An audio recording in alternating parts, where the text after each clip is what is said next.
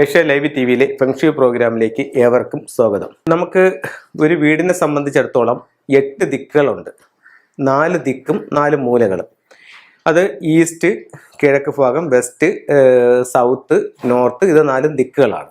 മൂലകൾ എന്ന് പറയുമ്പോഴത്തേക്ക് തെക്ക് പടിഞ്ഞാറ്, വടക്ക് പടിഞ്ഞാറ്, വടക്ക് കിഴക്ക്, തെക്ക് കിഴക്ക്, ഇങ്ങനെയാണ് മൊത്തത്തിൽ 8 ദിക്കുകൾ വരുന്നത്. ഇതിൽ ഓരോ ദിക്കുകളും ഓരോ സൗഭാഗ്യങ്ങളാണ്. ഒരു വീടിനെ സംബന്ധിച്ചിടത്തോളം ഏതൊരു ദിക്ക് മലിനപ്പെട്ടു പോകുന്നു അല്ലെങ്കിൽ നഷ്ടപ്പെട്ടു പോകുന്നു, ആ ദിക്കിന്റെ സൗഭാഗ്യം വീട്ടിൽ കുറഞ്ഞു പോകും. ഇപ്പൊ നമ്മൾ ഒരു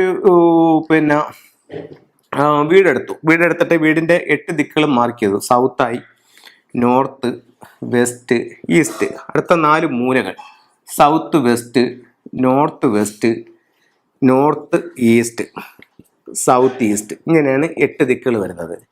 ഇതിൽ ഏറ്റവും പ്രാധാന്യമുള്ളൊരു ദിക്കെന്ന് പറയുന്നത് തെക്ക് പടിഞ്ഞാറ്.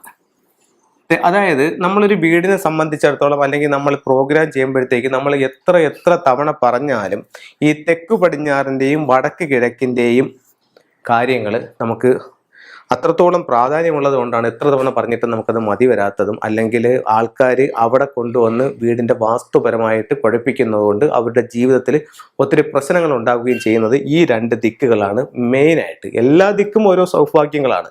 അതിൽ എവിടെ പോയാലും അവിടെ ബുദ്ധിമുട്ടുണ്ടാവും. എന്നിരുന്നാൽ തന്നെയും ഏറ്റവും പ്രാധാന്യമുള്ള 2 ദിക്കുകളെന്ന് പറയുന്നത് എപ്പോഴും തെക്ക് പടിഞ്ഞാറും വടക്ക് കിഴക്കുമാണ്. ഒരു വീടിനെ സംബന്ധിച്ചിടത്തോളം ഇപ്പൊ ഇതൊരു വീട് വെച്ചു, ഇതൊരു വീടാണെന്ന് നിങ്ങൾ കണക്കാക്കുമ്പോഴത്തേക്ക് ഇതിന്റെ തെക്ക് പടിഞ്ഞാറ് എന്ന് പറയുന്ന ഇത്രയും ഭാഗം, ഇതിപ്പോഴത്തേക്ക് ഇതിനകത്ത് ഇത്രയും ഭാഗം ഒഴിച്ച് വീട് വെക്കാം. ഇപ്പൊ ഞാൻ അടുത്ത സമയത്ത് ഒരു വീട് പോയി നോക്കിയപ്പം ഈ ഭാഗം ഇല്ല. അപ്പൊ ഞാൻ ചോദിച്ചു, ഇതെന്ത് ഇതിന്റെ കന്നിമൂല ഭാഗം നിങ്ങൾ ഒഴിച്ചിട്ടാക്കുന്നു, ബാക്കി എല്ലാ സ്ഥലവും നിങ്ങൾ സ്ക്വയർ ആയിട്ട് ചെയ്തിട്ടുണ്ടല്ലോ, കന്നിമൂല ഭാഗം മാത്രം ഇല്ലല്ലോ, തെക്ക് പടിഞ്ഞാറ് ഭാഗം. അത് സാറേ, ഈ ഭാഗത്ത് ഇവിടെ ഒരു തെങ്ങ് നിൽപ്പുണ്ടായിരുന്നു. അപ്പോൾ അന്ന് പണി കഴിച്ചപ്പോഴത്തേക്ക് തെങ്ങ് നല്ല കായ്ഫലമുള്ളൊരു തെങ്ങായിരുന്നു. അപ്പോൾ അതുകൊണ്ട് ആ തെങ്ങിനെ ഒഴിവാക്കാമെന്നും പറഞ്ഞ് ഇത്രയും ചെയ്തു. എന്നിട്ട് ഞാൻ ചോദിച്ചു, തെങ്ങെന്തിയെ? അത് കുറച്ച് നാൾ കഴിഞ്ഞപ്പോഴത്തേക്ക് ആ തെങ്ങ് ഇത് മണ്ട പോയി, തെങ്ങും പോയി. അപ്പോൾ തെങ്ങ് പോയി, വീടിൻ്റെ കന്നിമൂലയും പോയി. അപ്പോഴത്തേക്ക് ഈ കന്നിമൂല ഇല്ലാതെ വരുന്ന ഒരു വസ്തുവിനെ സംബന്ധിച്ചിടത്തോളം ഈ വീട്ടിൽ സമ്പത്ത് നിൽക്കില്ല എന്നാണ് പറയുന്നത്. അതുപോലെ തന്നെയാണ് ഈ കന്നിമൂല കുഴിഞ്ഞു കിടക്കുന്നത്. കന്നിമൂല കുഴിഞ്ഞു കിടന്നാലും ആ വസ്തു കൊള്ളത്തില്ല. നമ്മളൊരു പുതിയ വസ്തു വാങ്ങി, ചില വസ്തുവൊക്കെ ചെല്ലുമ്പോഴത്തേക്കെന്ന് പറഞ്ഞാൽ നമുക്ക് എത്ര കറക്റ്റ് ചെയ്താലും അത് എടുക്കാൻ പറ്റാത്ത രീതിയിൽ കന്നിമൂല താന്നു കിടക്കുന്ന ഭൂമികളുണ്ട്. അങ്ങനെയുള്ള ഭൂമി നിങ്ങൾ പുതുതായിട്ട് വാങ്ങിക്കാൻ പോവുകയാണെന്നുണ്ടെങ്കിൽ അത് എടുക്കാത്തതാണ് ഏറ്റവും നല്ലത്. അതല്ല, നമുക്ക് ചെറിയ ഇതൊക്കെ ഉള്ള കന്നിമൂല ഉയർത്തിയെടുത്ത് കേൾക്കാൻ പറ്റുന്ന ഭൂമിയാണെങ്കിൽ വാങ്ങിക്കാം. ചിലതെന്ന് പറഞ്ഞാൽ എത്ര ചെയ്തെടുത്താലും ഈശാന്യം പൊങ്ങിയും കന്നി താന്നു കിടക്കും. അങ്ങനെയുള്ള ഭൂമികൾ എടുക്കാത്തതാണ്. കന്നിമൂല താന്നു കിടക്കുന്ന ഭൂമി എന്ന് പറയുമ്പോഴത്തേക്കും ഫെങ്ഷു പ്രകാരം തെക്ക് പടിഞ്ഞാറ് വീട്ടിലെ ഗൃഹനാഥയാണ് സൂചിപ്പിക്കുന്നത്. അപ്പോൾ തെക്ക് പടിഞ്ഞാറ് ഭാഗത്തൊരു ദോഷം വന്നു കഴിഞ്ഞാൽ അത് ഗൃഹനാഥയെ ബാധിക്കും. ഗൃഹനാഥയ്ക്ക് ഫെങ്ഷു പ്രകാരം പറയുകയാണെങ്കിൽ ആരോഗ്യ സംബന്ധമായിട്ടുള്ള പ്രശ്നങ്ങൾ, അത് കഴിഞ്ഞിട്ട് ഭാര്യ ഭർത്താവും തമ്മിലുള്ള അഭിപ്രായ വ്യത്യാസങ്ങൾ, മക്കളുടെ വിവാഹത്തിനായിട്ട് പോകുമ്പോഴത്തേക്ക് വിവാഹ സംബന്ധമായിട്ടുള്ള തടസ്സങ്ങൾ എന്നീ കാര്യങ്ങൾ വീടിൻ്റെ തെക്ക് പടിഞ്ഞാറ് കന്നിമൂലയുമായി ബന്ധപ്പെട്ട് നിൽക്കുന്നുണ്ട്. വീടിന് ഒരു കന്നിമൂലയുണ്ട്, വസ്തുവിനും ഒരു കന്നിമൂലയുണ്ട്. ഇത് രണ്ടും നമ്മൾ ഇത് കണക്കാക്കേണ്ടതുണ്ട്. ഇടയ്ക്ക് ഒരാൾ എന്നോട് ചോദിച്ചു, ഇവിടെ കന്നിമൂല എന്ന് ഈശാന കോണം എന്ന് പറയുമ്പോൾ വടക്ക് കിഴക്ക് ഭാഗം ഇവിടെയല്ലേ, പിന്നെ വസ്തുവിൽ അത് ബാധിക്കുമെന്ന്? വസ്തുവിലും ബാധിക്കും, വീട്ടിലും ബാധിക്കും. 2 സ്ഥലത്തും ആ ഒരു ദിക്കുകൾ ഉണ്ട്. അപ്പൊ അല്ലെന്നുണ്ടെങ്കിൽ എന്തുകൊണ്ട് നമുക്ക് ഈശാന കോണിൽ കിണർ വെട്ടാൻ പറയുന്നു? അതല്ലെന്നുണ്ടെങ്കിൽ കന്നിമൂല ഭാഗത്തൂടെ ടോയ്ലറ്റ് വെക്കാൻ പറയുന്നു. ഇവിടെ വീട്ടിനകത്ത് കന്നിമൂല ടോയ്ലറ്റ് വെക്കാൻ പാടില്ല, വീട്ടിന്റെ പുറത്തും കന്നിമൂല ടോയ്ലറ്റ് ആയിക്കോടെന്ന് പറയുന്നു. അപ്പം എന്തായാലും ഉറപ്പായിട്ടും വസ്തുവിനും വീടിനും ആ മൂലകളുണ്ട്. അപ്പോൾ അത് വളരെ ശ്രദ്ധിക്കേണ്ട ഒരു കാര്യമാണ്. അതുപോലെ പിന്നെ കന്നിമൂല ശ്രദ്ധിക്കേണ്ട ഒരു കാര്യം എന്ന് പറഞ്ഞാൽ കന്നിമൂല ഒരു കാരണവശാലും കുഴിയാൻ പാടില്ല.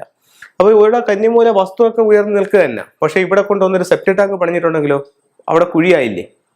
അപ്പോഴത്തേക്ക് സെപ്റ്റിക് ടാങ്ക് പണിഞ്ഞിട്ട് അവിടെ ഒരു സ്ലാബ് ഇട്ട് മൂടിയിരിക്കുകയാണ്, എന്നാലും അവിടുത്തെ കുഴി പോലെ തന്നെയാണല്ലോ കിടക്കുന്നത്. അപ്പൊ തെക്ക് പടിഞ്ഞാറ് ഭാഗത്ത് യാതൊരു തരത്തിലുള്ള കുഴിയും പാടില്ല. പിന്നെ ആൾക്കാർ ചോദിക്കുന്ന ഒരു ചോദ്യം എന്ന് പറഞ്ഞു കഴിഞ്ഞാൽ, ഞാനൊരു വീട് വെക്കുന്നു, എൻ്റെ വേസ്റ്റ് സെപ്റ്റിക് ടാങ്കിന്റെ പൈപ്പ് ഈ കന്നിമൂല വഴി പോകുന്നതുകൊണ്ട് ദോഷമുണ്ടോ എന്ന് ചോദിക്കുന്ന ആൾക്കാരുണ്ട്. അതുകൊണ്ട് ദോഷമല്ല, കന്നിമൂല വഴി പോകുന്നതുകൊണ്ട് ദോഷമല്ല. പക്ഷെ കന്നിമൂല ഭാഗത്ത് ഒരു കുഴിയോ ഒന്നും വരാൻ പാടില്ല. അടുത്തത് കന്നിമൂലയെ സംബന്ധിച്ച് പറയുന്ന വേറൊരു കാര്യം എന്ന് പറഞ്ഞു കഴിഞ്ഞാൽ, നമുക്ക് ഒരു വീട് പണിയുമ്പോഴത്തേക്കെന്ന് പറഞ്ഞു കഴിഞ്ഞാൽ അതിൻ്റെ വാട്ടർ ടാങ്ക് എവിടെ വെക്കാമെന്ന് ചോദിക്കുമ്പോഴത്തേക്ക് വാട്ടർ ടാങ്ക് കന്നിമൂല വെക്കാമെന്ന് പറയുന്നുണ്ട്. അത് കന്നിമൂലയിൽ വെള്ളം പാടില്ലെന്നല്ലേ പറയുന്നത്. അപ്പോഴത്തേക്ക് എങ്ങനെ വാട്ടർ ടാങ്ക് കന്നിമൂല വരും? പക്ഷേ വസ്തുവിൽ താഴെ വെള്ളം പാടില്ല. അതേസമയം വീടിന്റെ ഉയരത്തിൽ കന്നിമൂല ഭാഗത്ത് വെയിറ്റ് കയറ്റി ഇരിക്കുന്നത് വീടിന് ഒത്തിരി വാസ്തുപരമായിട്ടുള്ള അഭിവൃദ്ധി ഉണ്ടാക്കാനാണ്. ഈ തെക്ക് പടിഞ്ഞാറ് ഭാഗം വെയിറ്റ് കയറ്റുകയും അവിടെ ഉയർത്തുകയും ചെയ്യാനായിട്ടാണ് അവിടെ നമ്മൾ വാട്ടർ ടാങ്ക് പണിയുന്നത്. അങ്ങനെ പണിയുന്നത് വളരെ വളരെ ഉത്തമമായിട്ട് ഫെങ്ഷുയിൽ കണക്കാക്കുന്നുണ്ട്. ഫെങ്ഷുയിൽ വാസ്തുവിലൊക്കെ അത് കണക്കാക്കുന്നുണ്ട്. അപ്പോൾ തെക്ക് പടിഞ്ഞാറ് ഭാഗം ഉയർന്നു നിൽക്കണം, അവിടെ ഭാരം കയറി നിൽക്കണം. അപ്പോൾ കന്നിമൂലയ്ക്ക് ഇത്രത്തോളം പ്രാധാന്യമുണ്ട്. ഇനി ആൾക്കാർ ഇപ്പോൾ വിളിച്ച് ചോദിക്കുന്ന ഒരു ചോദ്യം എന്ന് പറഞ്ഞു കഴിഞ്ഞാൽ, ഞാനൊരു വസ്തു വാങ്ങിച്ചു, വസ്തു വാങ്ങിക്കാനായിട്ട് നോക്കിയപ്പോൾ ഇതിൻ്റെ തെക്ക് പടിഞ്ഞാറ് ഭാഗത്തു നിന്നാണ് ഈ വീട്ടിലേക്കുള്ള വഴി വന്ന് കയറുന്നത്. അത് കൊള്ളാമോ ഇല്ലയോ? തെക്ക് പടിഞ്ഞാറ് ഭാഗത്തുള്ള വഴി നല്ലതല്ല. തെക്ക് പടിഞ്ഞാറ് ഭാഗത്തൊരു വഴി വന്നു കഴിഞ്ഞാൽ ഈ വീട്ടിൽ സമ്പത്ത് നിൽക്കില്ല. തെക്ക് പടിഞ്ഞാറ് ഇറങ്ങിപ്പോക്ക് കയറി വരക്കാൻ നല്ലതല്ല. കാർ പോർച്ചും ഈ ഭാഗത്ത് നല്ലതല്ല. ഈ ഭാഗത്ത് മൊത്തത്തിൽ വീടെടുക്കുമ്പോൾ ഇവിടെ ഓപ്പണായിട്ട് കിടക്കാൻ പാടില്ല, ഇവിടെ സിറ്റ് ഔട്ട് പാടില്ല, ഇവിടെ പ്രധാന വാതിൽ പാടില്ല. അപ്പോൾ തെക്ക് പടിഞ്ഞാറ് ഇത്തരം കാര്യങ്ങൾ ശ്രദ്ധിക്കുക. തെക്ക് പടിഞ്ഞാറ് കുഴിഞ്ഞു കിടക്കുന്ന ഭൂമി വളരെ മോശമായിട്ടുള്ള അനുഭവങ്ങൾ ജീവിതത്തിലേക്ക് ഉണ്ടാക്കും. അപ്പോൾ അത്തരത്തിലുള്ള കാര്യങ്ങളെല്ലാം ശ്രദ്ധിച്ച് നല്ലൊരു ഭൂമി തിരഞ്ഞെടുത്ത് നല്ലൊരു വാസ്തുപ്രകാരമുള്ള വീട് വെച്ച് എല്ലാ ഐശ്വര്യങ്ങളും കൂടി നിങ്ങൾക്ക് കഴിയാൻ സാധിക്കട്ടെ എന്ന് പ്രാർത്ഥിച്ചുകൊണ്ട് നിർത്തുന്നു. നന്ദി, നമസ്കാരം.